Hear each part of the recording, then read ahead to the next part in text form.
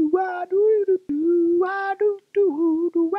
going on, my dudes? We are back here in Defiance 2050, and I'm going to be showing you guys another class tree video. So basically, I'm going through and leveling up all of my different classes as much as I can, and whenever I reach max level, I make a video about the skill tree so that we can test everything out and see the highest that the different values and stuff like that can go. So I did a video already of the assassin skill tree, so if you guys want to see anything about the assassin, go check that video out. Also, I made a video on how to unlock the outfit that I'm wearing now for your medic, which is basically just getting high level of 25 or max level. So anyway, the skill tree, so we are max level here on our medic. And let's see, skill tree. If we tab over, combat medic. So, alright, let's talk about the two major skills that you unlock towards the end of the tree. This is probably what a lot of people are wanting to know. And then we're going to go back up and start from the top and work down. So, down here, you've got a revive spike. This is a stationary spike that allows players to revive themselves as long as they are close to it, with a 3-minute cooldown and a 25-second duration if it's maxed out. And this one, and that's pretty cool. And I'm pretty sure it allows you to heal to revive yourself too. Now, I think it's like every 5 minutes you get a free revive without having to extract. But with this, if you're out of self-revives, you can throw this down and help a teammate out. And I don't know, I like it a lot. It's pretty sweet. And the other skill that you can choose is Ego Refresh. So it reduces activated ability cooldowns for you and nearby friendly players.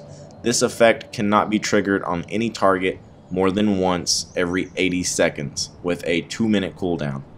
So yeah, the first level is a 40% cooldown reduction, and we'll go through and see what each level gives you as far as cooldown reduction percentage. But yeah, I don't know, they're pretty cool. So what I recommend for a big group, I think it's probably the dream team, is if you have 2 assault, 2 assassin, 2 guardians, and 2 combat medics, and each one of the 2 pick a different skill. They pick basically complete opposite skill sets to help out the team as much as possible. So we're going to go back up to the top and talk about the first thing, the healing bot. Now this thing allows me to solo stuff like it's nothing. I mean, sometimes I run into some trouble, it's kind of hard here and there, but for the most part, my healing bot like really keeps me alive and going. So if you're a solo player, you don't have a group, I would recommend being the medic, because it's definitely a lot easier to stay alive when you can heal yourself. So we can see the healing bot. It's a bot that follows you around and heals you and nearby friendly units with a 40-second cooldown, and the max level is a 40-second duration. So it stays there for 40 seconds, then you gotta wait 40 seconds, then you can pull it back out for 40 seconds, and that's if you're the max level healing bot.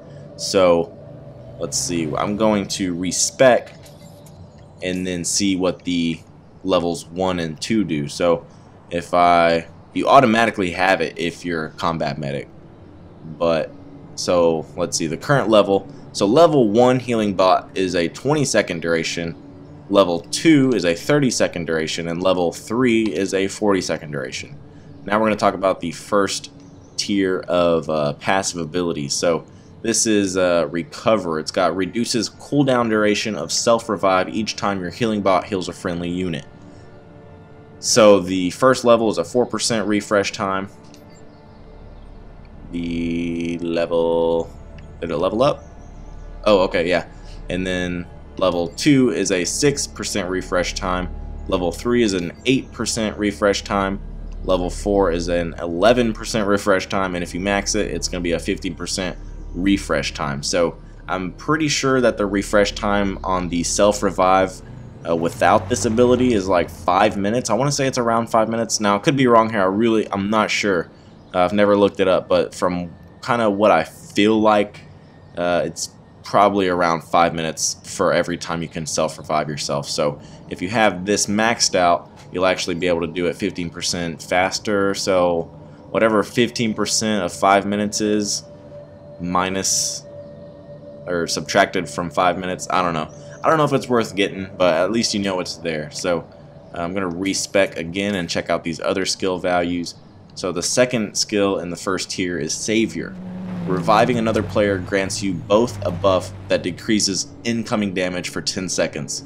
So every time you revive another player, you get a buff that decreases incoming damage for 10 seconds. The first level is a 4% damage reduction. The level 2 is an 8%. Level 3 is 12%. 4 is 16%. And 5 is a 20% damage reduction. So if you heal somebody, let's see, reviving another player grants you both a buff. So yeah, you both get this 20% damage reduction buff. So yeah, if you're a medic, you really need to be on top of reviving people because it's kind of going to help you all out in the long run.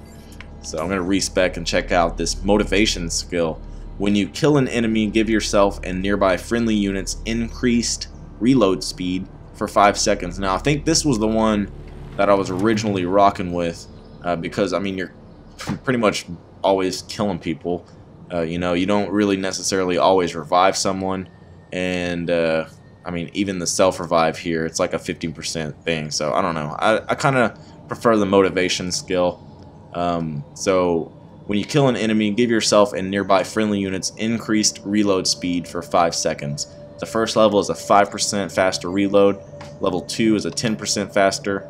3 is 15. 4 is 25.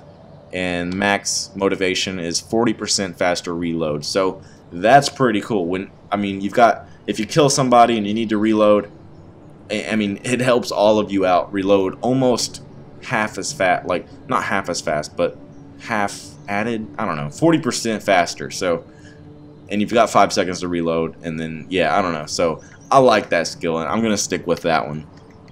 Now, the second major ability that you get to choose from. Now, we've got the Protection Spike and Inspire. So the Protection Spike is what I usually roll with. So let's check out the Inspire, because I'll probably actually stick with the Protection Spike. Well, I'll probably have to respec down here anyway, so I guess it doesn't matter. So the Protection Spike. Stationary spike that decreases incoming damage to all nearby players for 15 seconds with a 50-second cooldown and a 10% damage reduction on the first level. So, I mean, it decreases incoming damage to all nearby players. So if you're standing around this Protection Spike, you've got, I don't know, it's 15 seconds of, I mean, being able to really take damage. So usually if I'm like really low on health, I'll throw out my medic bot and throw out my Protection Spike while I'm healing, and I'm pretty much good to just keep standing out in the open shooting people. So the first level is a 10% damage reduction. Second level is 20% damage reduction, and level 3 is the max level at 30% damage reduction. So you can see that is totally awesome. And it's only a 40-second cooldown, so you get to use it pretty often. You might get to use it a couple times in like a boss fight or something like that, but I like it, and it saved my ass quite a few times, as well as quite a few teammates' butts too. So I like it. And the second ability, let's see, every time I respec, I'm gonna have to put points back in to get that stuff unlocked. So the second ability is Inspire. Increases damage done by yourself and all friendly units for 10 seconds. Increases damage done by yourself. So that's pretty sweet. That's why I would recommend having 2 different medics in a group, one picking complete different skills than the other, because both of these are great team like abilities. So increases damage done by yourself and all friendly units for 10 seconds with a 45-second cooldown. The first level is 10% additional damage, second level is 15%, and the third level is 20% additional damage. So yeah, it's 10 seconds of 20% additional damage. That could definitely be useful in like a boss or anything, any kind of big thing, or I mean anywhere. I mean, it's a pretty useful ability. So let's move on to the second tier of passive abilities. So we've got Light Machine Gun Dampen. This is higher accuracy with light machine guns, and we've also got pistol critical damage over here. And then we've got this bot supplier, which is what I'm going to end up sticking with because I like it the most. I don't really use light machine guns, so this isn't for me, and I really don't use pistols. Although I might use pistols now that I unlocked a legendary one. It is pretty sweet, so I might end up sticking with that. I don't know. Anyway, the light machine gun dampen. So at higher accuracy with light machine guns, 4% accuracy. Second level is 8, 12, 16, and the max level is 20% more accuracy with light machine guns. So if you use light machine guns a lot, this might be worth it. You won't have to reload so much, and you're going to be hitting your targets a lot more than you were before. So we're going to respec, and we're going to check out this other one. Let me see. Let's put some points in here. Alright, Pistol Tactician. Pistols do more critical damage. So we've got 4% more critical damage on the first level. Second level is 8% more critical damage. 12, 16, and max level is 20% more critical damage with pistols. So if you're a pistol user, definitely looking at getting that skill. Now let's check out the third, Bot Supplier. Now this is probably the one I'm going to stick with. I might put a few points into the Pistol Tactician, but the Bot Supplier is pretty sweet. So on healing a player, your healing bot also replenishes ammo reserve. So every time your healing bot heals somebody, it also gives them ammo. So on the first level, you get a 5% ammo reserve replenish. On the second level, you get 10% ammo replenished. Third level, you get 15. Fourth level, you get 25%. And the max level, 5, is a 40% ammo reserve replenish. So if you've got that maxed out, you're going to be supplying your team with ammo. They're not going to need to find like the nearest ammo box or whatever to stock back up. So now we are almost done with the skill tree. We're going to look at the third level of passive abilities, starting with Hasten. So on a kill, move speed is increased for you and nearby friendly units for 5 with a 20-second cooldown. So that's pretty cool if you're trying to get around fast, I guess. So the first level is a 4% move speed. Next level is plus 8% move speed. And then 12, 16, and then max level is an extra 20% movement speed for the first 5 seconds after every kill. So, and it's not just for you; it's for nearby friendly units as well. So, I don't know. It's pretty cool to have. I might put a couple points into it, but we're gonna check out these other ones first. So let's see. I have to respec to get back down there.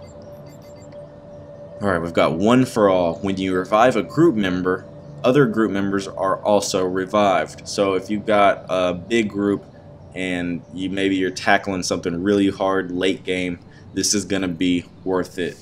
Maybe they're down and you can't seem to get both of them, then just all you have to do is revive one of them and it gets the other ones up. But the thing is, it only does it in a 5-meter range. So if you level it up, it levels up the range of which people have to be in to also be revived. So the first level is 5-meter range, second is 10, third is 15, fourth is 5, and the max level is a 40-meter range.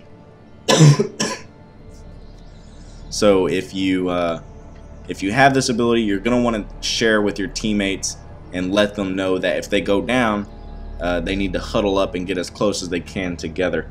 Unless you have it maxed out and you get a 40-meter range, I don't think they really need to be huddled up.